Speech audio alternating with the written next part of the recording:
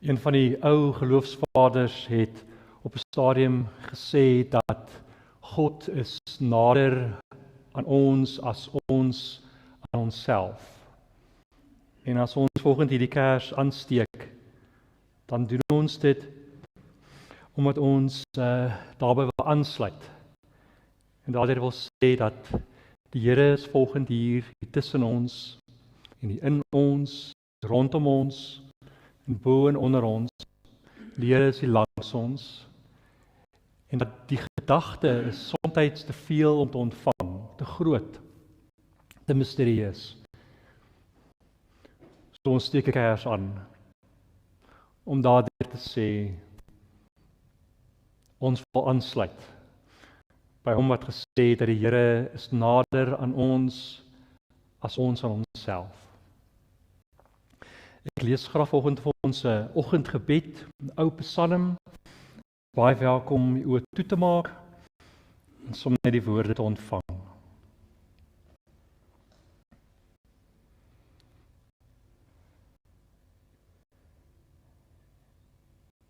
Die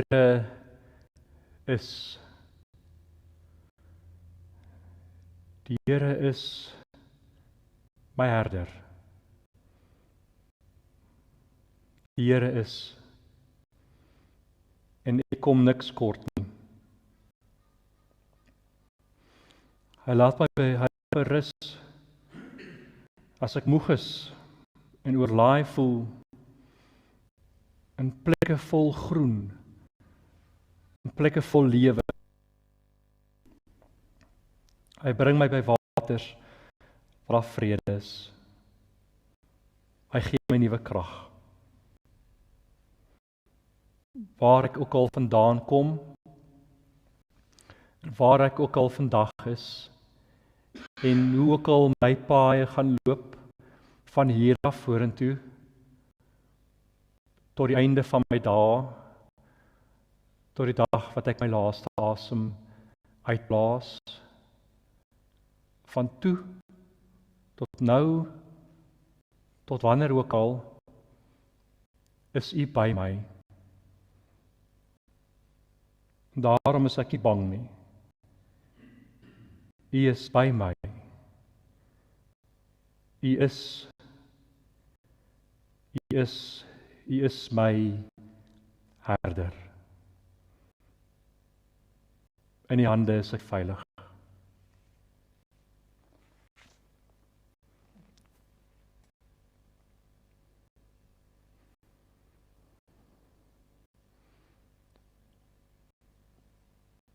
Ons gaan so 'n paar oomblikke so in die stilte bly. Paar oomblikke langer in gebed. Miskien wil jy die oomblik neem en jouself ook toelaat om volgend hier te wees. Jouself toelaat om te kom rus in die Here.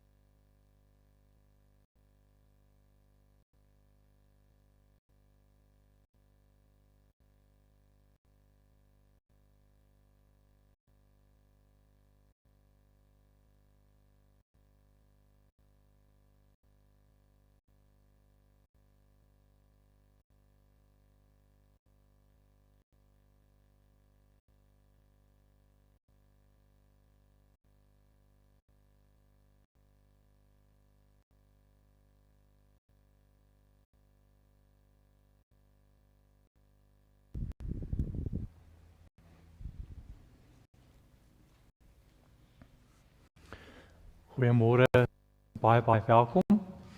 As jy volgende vir die eerste keer hier is, baie welkom aan jou. As jy terug is van die vakansie, ook baie welkom aan jou.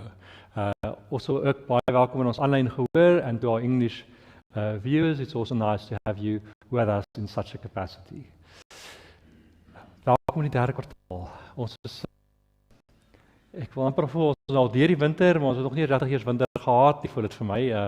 Die reën pak klaar blyklik kom. Maar dit is goed om julle te sien. As julle die vakansie hier was, ons het nou hierdie jaar vir die eerste keer wat ons meditatiewe dienste doen ook in die vakansietyd. So as jy in die vakansie hier was, dit was ook goed om julle so opnuut by ons te hê. En dankie dat julle my kollegas so gasvry ontvang het. Dit is nie iets wat hulle gereeld doen nie, so baie dankie dat julle so vriendelik was met hulle. Ons waardeer dit. Dit is een of twee afkondigings van my kant af. En die belangrikste eintlik is, ek wil julle vertel van die maand van barmhartigheid. So tradisioneel in Augustus maand is die maand van barmhartigheid in Stellenberg. En soos julle weet, daar is geweldig baie projekte waar ons betrokke is by. En een van die projekte is ons kosprojek. Deur die hele jaar voorsien ons kos vir 'n hele klomp gesinne in ons omgewing en buitekant omgewing wat behoeftig is. En ons kan dit net doen omdat ons saamwerk en julle vir ons van die kos bring. So ons is vir julle baie dankbaar en spesifiek in Maart, in die maand van barmhartigheid, wil ons julle uitnooi om deel te wees van hierdie projek. Daar's verskillende maniere wat jy betrokke kan wees. Ek wil dit gou kan kry, anders gaan ek dit vergeet. In die blaadjie is daar 'n lys van kos wat jy kan saambring. En dis enigiets van suiker, en self-rising meel, oats, mieliemeel, spaghetti, macaroni, die lysie gaan aan. Maar as jy op so 'n manier betrokke wil wees, asseblief, dit sal fantasties wees. Julle kan dit die volgende paar weke saambring. Julle kan dit los hier voor in die voorportaal, of as julle volgende week in een van die ander dienste is, daar gaan mandjies by al die dienste wees, of deur die loop van die week is jy welkom om dit by die kerkkantoor af te laai.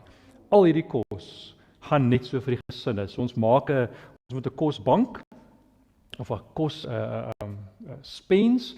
Ons bou dit op en deel dit dan deur die jaar by al die gesinne uit. So dis 'n lekker manier vir ons almal om saam betrokke te wees by dit.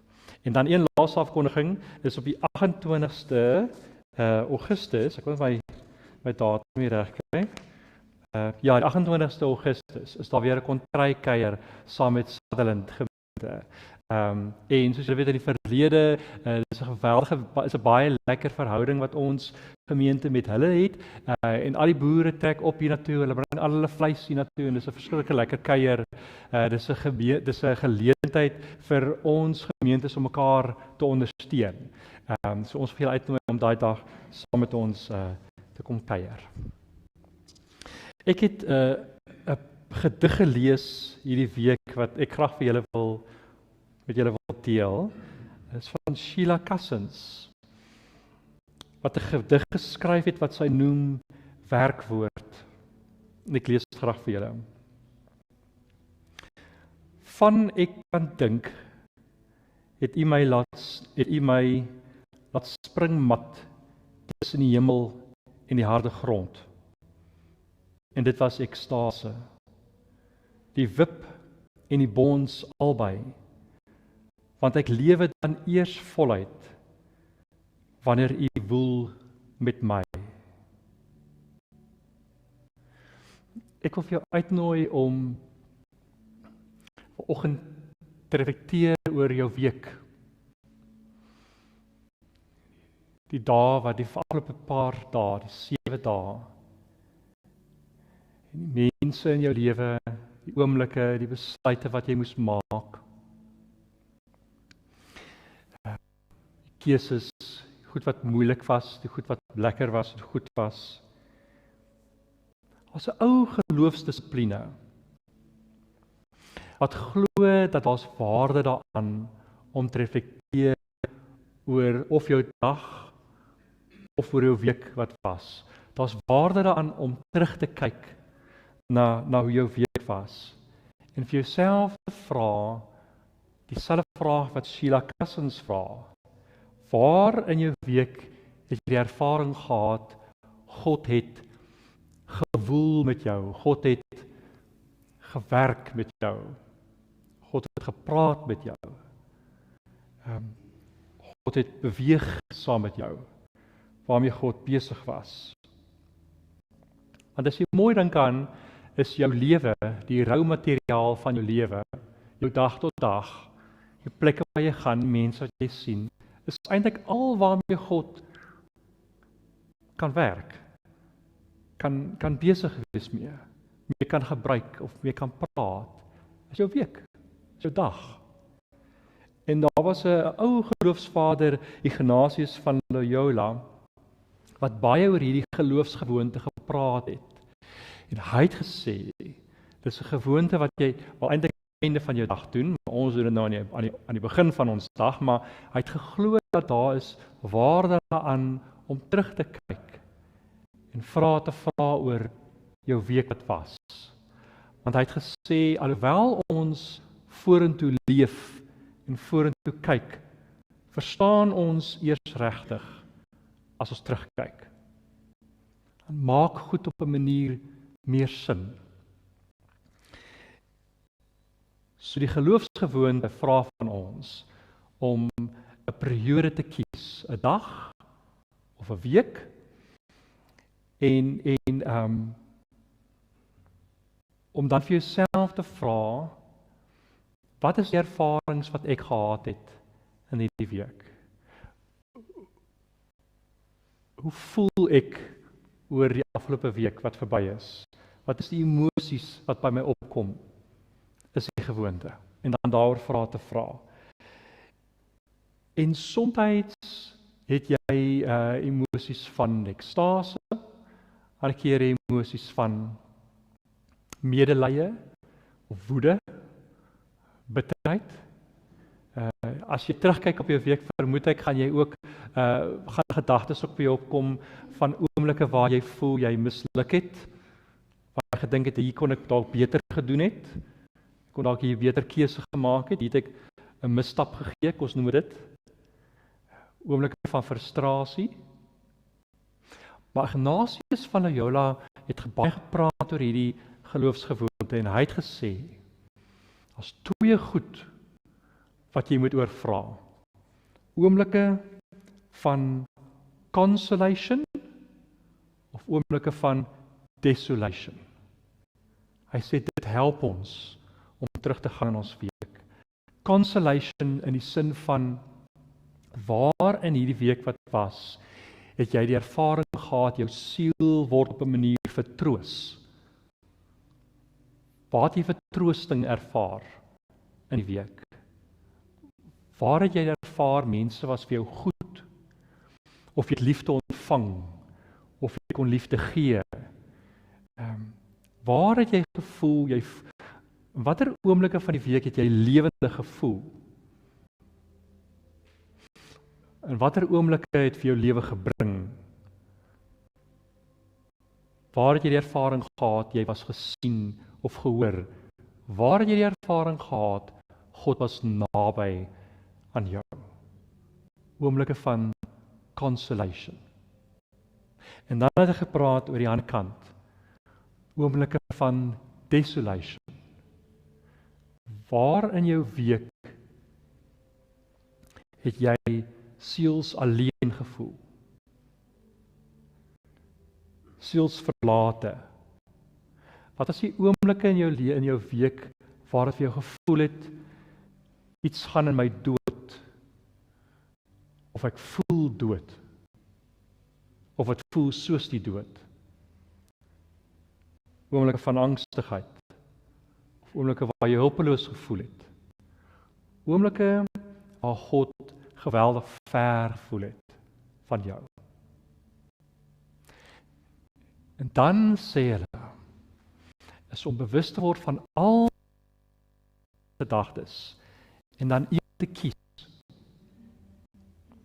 'n oomblik van vertroosting, of 'n oomblik van verlatenheid. En dan vanuit daai emosie of daai gedagte te bid. En vir die Here te vra dat die Here lig moet werp op daai emosie, daai oomblik. En dan vir jouself te vra, wat is die lewe besig om vir my te vertel oor hierdie gedagte, oor hierdie gevoel? Wat is die Here besig te sê oor wat ek ervaar het, oor wat ek gevoel het? Sheila Cousins skryf hierdie gedig dat van die begin af het U my laat springmat tussen die hemel en die harde aarde. Dis ons week. Oomblikke van hemel en oomblikke van die harde aarde. Maar in die bons, in die spring, daar is die Here ook. So ons gaan so 'n paar oomblikke vanoggend neem waar jy dalk hierdie ou geloofsgewoonte wil inoefen. Terug te kyk na jou week.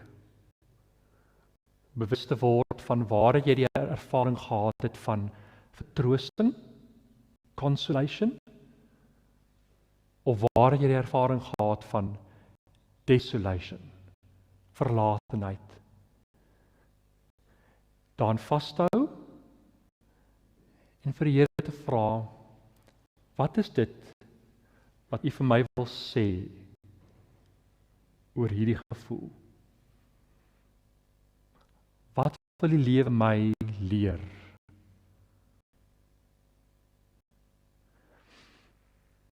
En moenie bang wees om 'n rukkie langer daar te wag nie. Soms kom die woorde of die gedagtes nie onmiddellik nie. Die antwoorde definitief nie. Maar die mense het geglo, as jy lank daar wag, dan bly die Here getrou.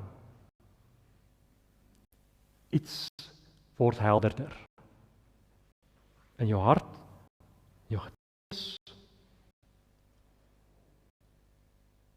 lig val tot hier by ons. So ons gaan so 'n paar oomblikke so in die stilte bly. Jy is welkom om hierdie ritueel saam met ons te doen. En miskien iewers deur in tyd wil jy dalk kers kom aansteek. 'n Gebedskers om daardeur te sê, ek is ook hier. Hier is my storie. Hierdie is wat ek hierdie week ervaar het. En ek stel myself oop dat die Here vir my dit kom verhelder.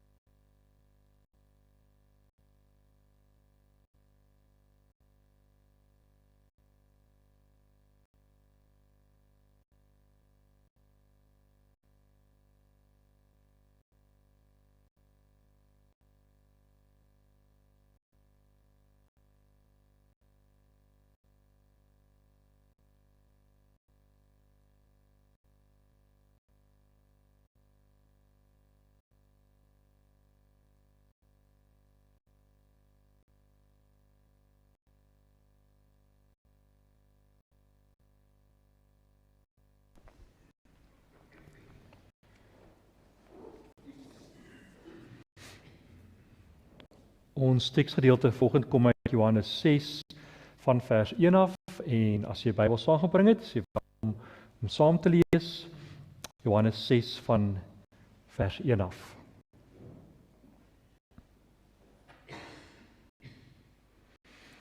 Hierna het Jesus na die oorkant van die see van Galilea toe gegaan, wat ook die see van Tiberius genoem word. En 'n groot klomp mense het agter hom aangekom, omdat hulle die wondertekens gesien het wat hy aan die siekes gedoen het. En Jesus het toe teen die berg opgegaan en met sy disippels daar gaan sit. Die Paasfees van die Jode was naby. En toe Jesus rondkyk en sien dat 'n groot klomp mense na hom toe aankom, sê hy vir Filippus: "Waar kan ons gaan brood koop sodat die mense kan eet?" Dit het hy net gesê om hom op die proef te stel, want hy het self goed geweet wat hy gaan doen. En Filippus antwoord hom toe en sê: 200 mense se dagloon is nie eens genoeg om elkeen van hulle 'n stukkie brood te laat kry nie. 'n ander disipel, Andreas, die broer van Simon Petrus, sê toe vir hom: "Hier is 'n seentjie met 5 gars brode en 2 visse. Maar wat is dit vir so baie mense?" En toe sê Jesus: "Laat die mense gaan sit." Daar was baie gras op daardie plek en die mense het gaan sit.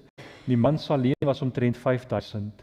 En daarna het Jesus die brood geneem, God daarvoor gedank en dit uitgedeel aan die mense wat daar gesit het. En net so ook soveel van die vis as wat hulle wou hê. En nadat die mense versadig was, sê hy vir sy disippels: "Maak die stukke bymekaar wat oorgebly het, sodat daar niks verlore gaan nie." Hulle het dit bymekaar gemaak en daar was 12 mandjies vol met die stukke wat van die 5 garsbrode oorgebly het nadat die mense geëet het. Ek het 'n baie goeie vriendin wat weet van onthaal. Sy het hierdie geweldige vermoë om mense bymekaar te kan maak. En 'n ete by haar is 'n gebeurtenis. Goeie kos en goeie wyn en interessante mense, en is gewoonlik 'n lang kuier gewees. Dis nie 'n kort kuier nie. Sy gaan nie vroeg in die aande slaap nie. Die tafels word dan opgemaak, sy het lapservette, sy steekie kersse aan, sy skikkie wyn en kos, sê sy dan, glo sy, kom nie op 'n buffet nie. Kos kom in bakke en op platters in die middel van die tafel, sodat almal kan saam skep en saam sit en saam eet. 'n Kuier by haar gaan gepaard met saam praat en saam lag en onthou. En die kuiers hou altyd tot laat aan, tot laat in die nag. Maar dit is vreemd as jy daar wegry, dan voel jy altyd, die kuier was nie lank genoeg gewees nie. Die storie wat ons vandag lees, die teksgedeelte, is 'n storie oor 'n gesamentlike maaltyd, waar mense saam eet. Dit is 'n storie waar Jesus, die ou sonnaarskool storie waar Jesus die visse en die broodjies neem en dit vermeerder, en dit is een van die min stories wat in al 4 evangelies vertel word. En hierdie storie oor die vermeerdering van die kos was vir die vroeë kerk 'n geweldige belangrike storie om oor te vertel deur die generasies deur. En die vraag wat ek nou het, toe ek die storie lees vandag, is, hoe belangrik is dit, of nie dat ek so sê, wat beteken hierdie storie vir ons vandag? Vir ons as 'n gemeente, vir ons as 'n gemeenskap, in ons area. Wat beteken hierdie storie? Wat waar is wat vir ons sê?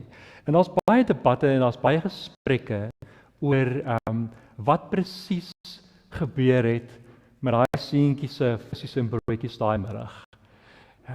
Het Jesus regtig natuurwette gebreek en vis en brood vermeerder? Het dit regtig gebeur? Of was die wonderwerk eintlik oop harte en mededeelsaamheid? Toe 5000 mense of meer as 5000 mense nadat hulle geluister het na Jesus en hom en ervaar het wat hy sê, besluit het om mekaar se kos, om hulle eie kos te deel met almal rondom hulle. Ons weet nie Daar's baie gesprekke daaroor. En ek is heel gemaklik om te wil glo dat daar iets bonatuurlik gebeur het in daai middag met brood en met vis. Ek is gemaklik met daai gedagte.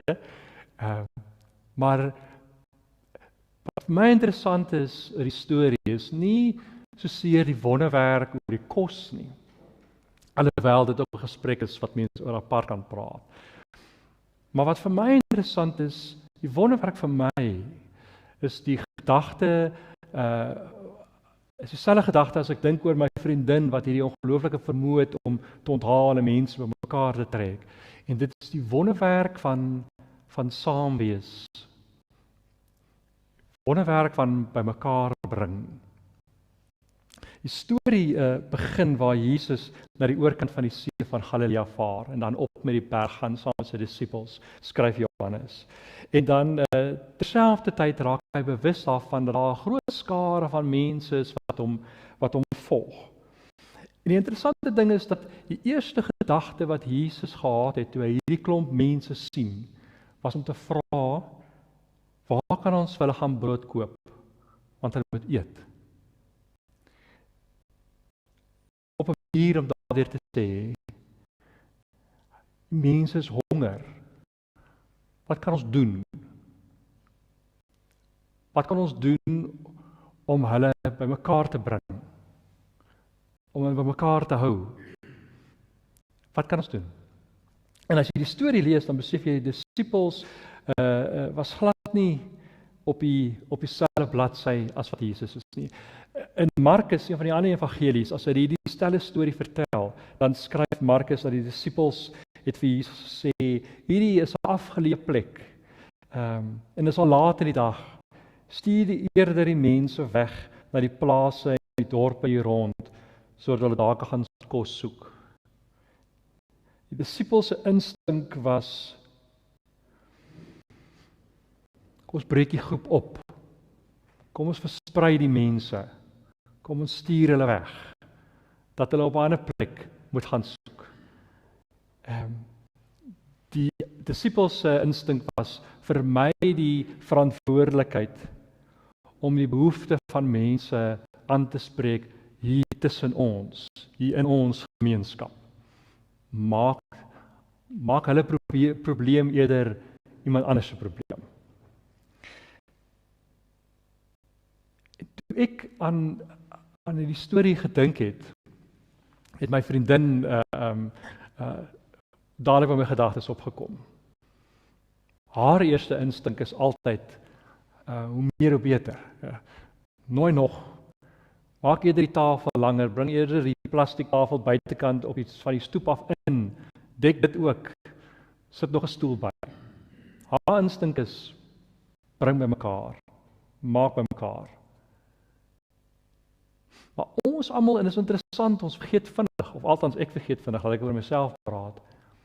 Ons vergeet dat 6 jaar gelede, het ons almal die ervaring gehad, en ons het aan ons lyf gevoel, hoe dit voel as ons dit nie kan doen nie. As ons dit nie mag doen nie, as ons nie by mekaar mag wees nie. As ons nie so daar by mekaar mag sit nie. Ons het die ervaring gehad van, of dit baie van ons, van hoe dit voel om alleen om die tafel te sit. En wat dit aan ons gedoen het. Ek dink baie van ons het die ervaring gehad dat hierdie behoefte van saam wees moes ons op ys plaas. En ek dink ons het onsself herinner in daai oomblik dat ons menslikheid en die kwaliteit van ons mens wees hang af van nabyheid. En ek dink die punt in hierdie storie vir my is dat as Jesus vir 5000 mense kos gee, meer as dit, gaan dit oor baie meer as om mense se maag vol te maak. Vir my is die punt van die storie is dat Jesus het mense uitgenooi om te kom sit, om hier saam te kom sit op die gras, en mekaar in die oë te kyk, en mekaar raak te sien, en jouself oop te maak vir die moontlikheid dat nie net jy as 'n individu versadig kan word nie. In die historiese geval is dit met vis en brood. Maar dat dit nie net jy is wat vol kan raak nie, maar die moontlikheid dat almal van ons versadig kan raak. Ek dink die punt van die storie is dat dit gaan nie so seer oor hoeveel ons bymekaar kan maak nie. Hoeveel ons kan vergader nie, hoeveel ons vir onsself kan eie nie. Maar dit gaan daaroor, dink ek, om die oorvloedigheid van die lewe te vier en te deel met mekaar. Met almal. So asof Jesus vir mense daar op die gras sou iets wou vertel oor hoe lyk die koninkryk van God. Hoe lyk hierdie nuwe wêreld waarheen Jesus ons nooi? Dis 'n wêreld waar daar genoeg is. Ons regtig genoeg. Nie net vir jou nie, maar vir baie mense. En nie net vir my nie, en vir my familie, en vir my mense, en my groep nie. Maar daar is genoeg vir almal.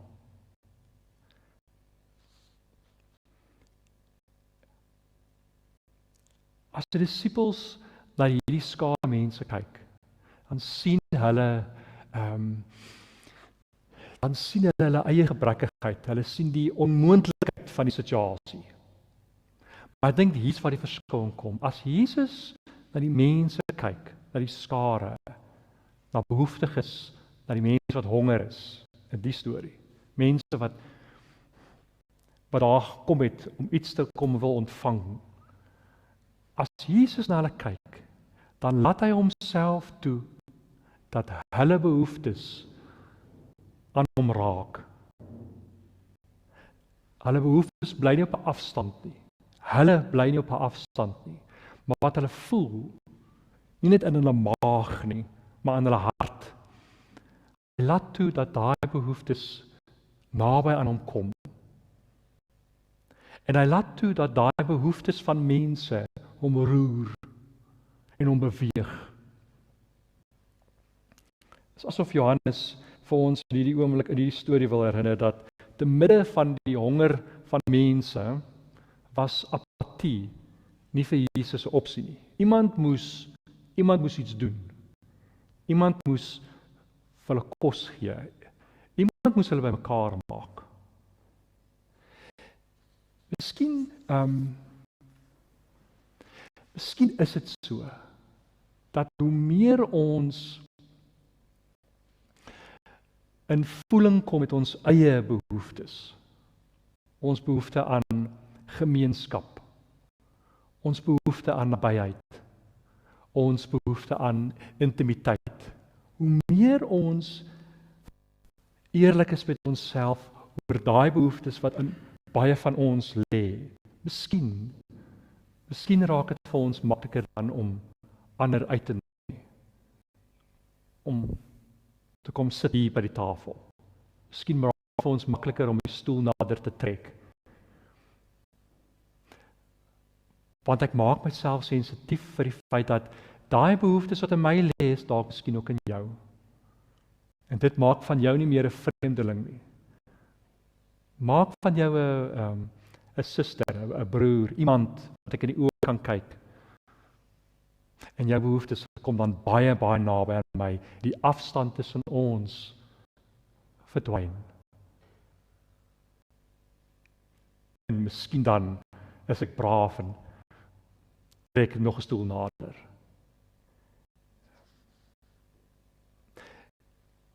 En as ek dink, as ons toelaat dat daai behoeftes in ons aanspoor, dan raak barmhartigheid nie net iets meer abstrakt nie. Dit raak nie net iets oor waaroor ons praat nie.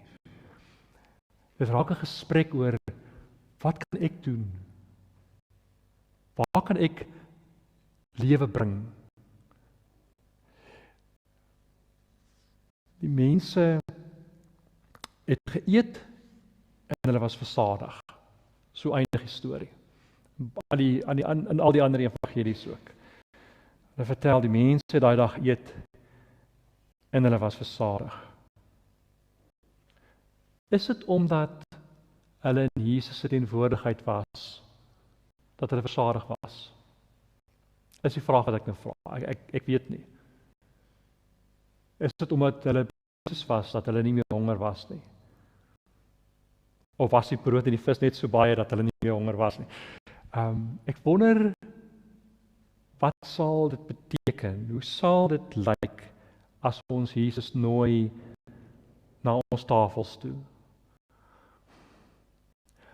Na ons gemeenskap, hier tussen ons. Hoe sal dit wees as ons hom nooi om hier by ons te kom wees?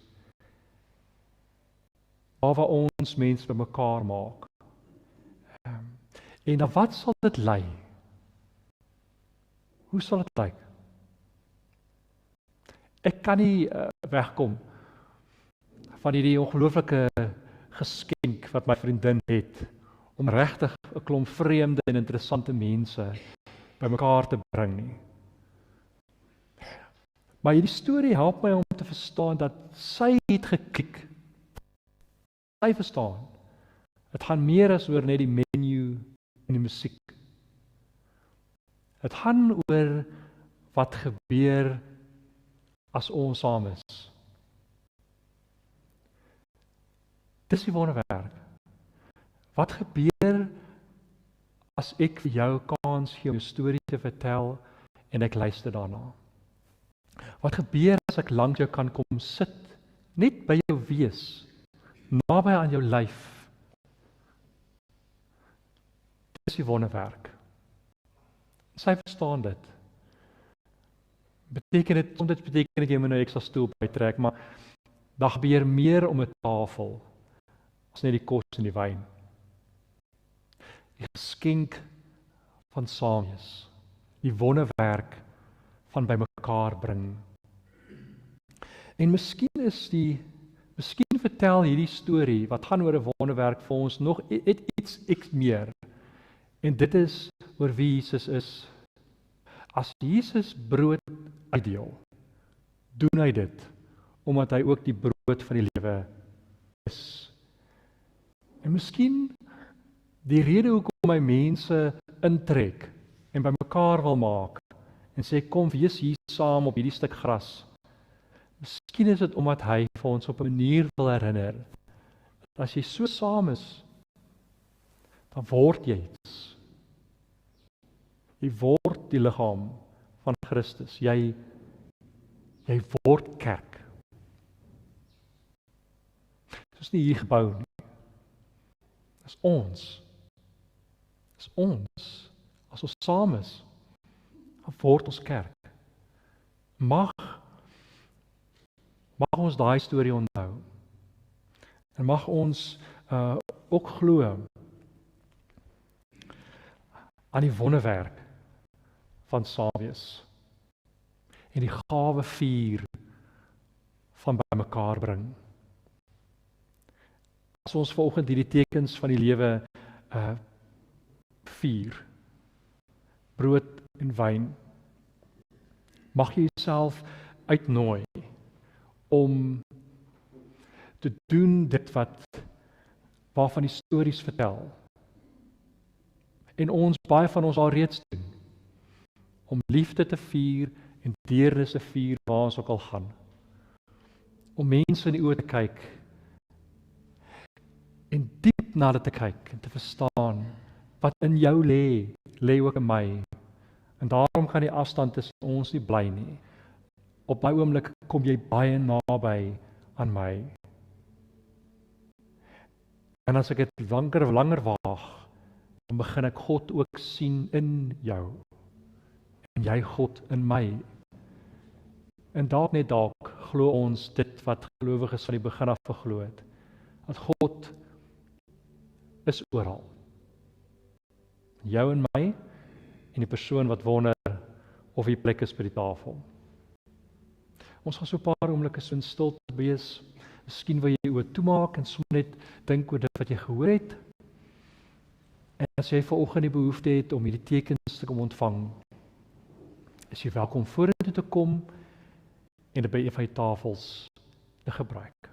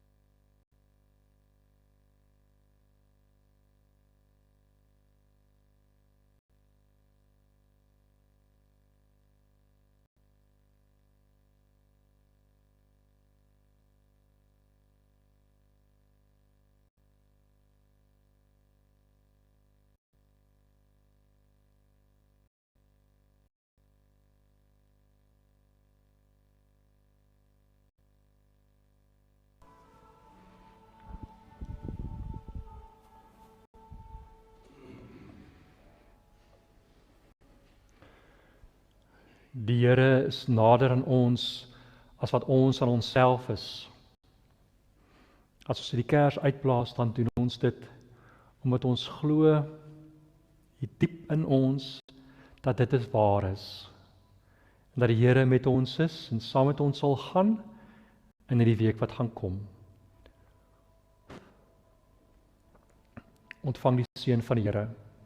Mag die genade van ons Vader, die liefde van sy Seun en die teenwoordigheid van die Gees by jou wees, en waar ook al jy gaan, en wat ook al met jou mag gebeur, ook by jou bly. Mag dit vir julle 'n mooi week wees, en 'n goeie week. Totsiens.